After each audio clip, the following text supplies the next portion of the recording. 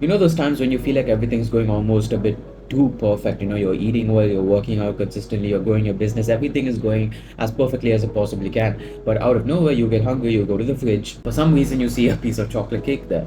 Maybe your mom bought it or whatever, and then you see it, and it's really tempting right now. All the past few days, the past few weeks, months, you are perfectly fine. You are easily able to put away the thoughts of eating junk and stuff. But now, for some reason, this piece of cake is saying freaking eat me. Take a bite, that triggers the want in you for more junk. Next thing you know, you're 6,000 calories deep and you're going to bed feeling like absolute trash. The most important thing, I think, when you get onto self improvement, especially a couple months after you discover it, is being able to understand that from a mental perspective, you have to be able to shut down the thoughts you get from one side of your brain. Because there's usually two sides of your brain, right? This is what happens when you actually get onto self improvement. Otherwise, everyone, their brain is the same. But when you get onto self improvement, you are changing as a person. You are this person who's like everyone else. You're changing into a different person who you want to be in the future.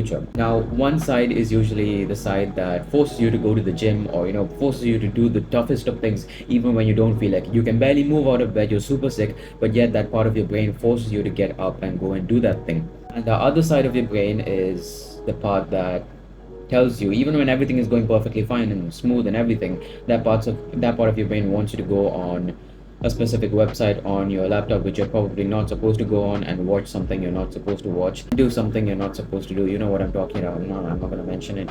It's pathetic.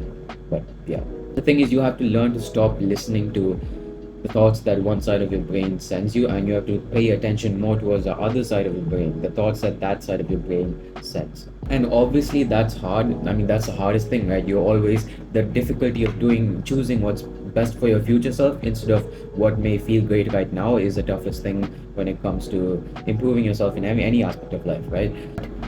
I genuinely think it becomes a whole lot easier when you think of it from that perspective. When you know that, okay, there's two different sides to your brain. One is going to send out some positive thoughts, one is going to send out thoughts that make you want to do things that are not good for you. You have to choose which one you want to listen to. Because the thing is, once you get onto this, or once you discover all this stuff, even when you start doing the bad habits, a big part of your brain is telling you, you're not supposed to be doing this. Come on, you're going to regret it later. Don't do this. Don't do this. You have to listen to that part. You have to learn to listen to that.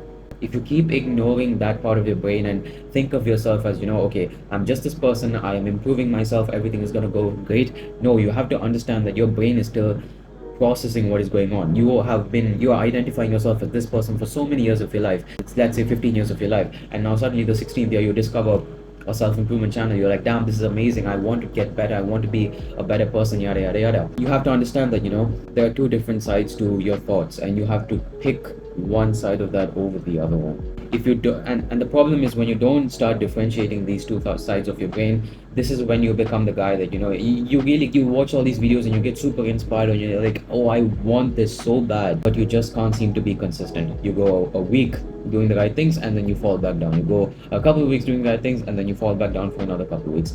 You don't want to be this guy. So the moment you actually differentiate and understand there's two different sides to your brain, it'll be a lot easier for you to say, okay, you know what, I'm not going to listen to these thoughts, I am going to listen to these thoughts.